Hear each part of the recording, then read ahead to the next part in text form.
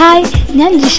ഞാൻ നിങ്ങൾക്കായി പരിചയപ്പെടുത്തുന്നത് ഏവർക്കും ഇഷ്ടമാകുന്ന ഉണക്കച്ചെമ്മീൻ ചമ്മന്തിയെ കുറിച്ചാണ്. ഇനി ഇതിനാവശ്യമായ സാധനങ്ങൾ എന്തൊക്കെയാണെന്ന് നോക്കാം.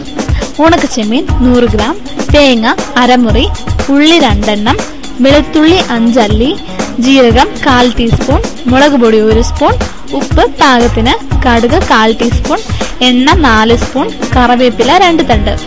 ഇവയെല്ലാം ഉണ്ടെങ്കിൽ ഉണക്കച്ചെമ്മീൻ ചമ്മന്തി വളരെ എളുപ്പത്തിൽ തയ്യാറാക്കാം. ഇനി നമുക്ക് ഇതെങ്ങനെ പാകം ചെയ്യാമെന്ന് നോക്കാം. ഉണക്കച്ചെമ്മീൻ ചെറുതായി ചൂടാക്കുക.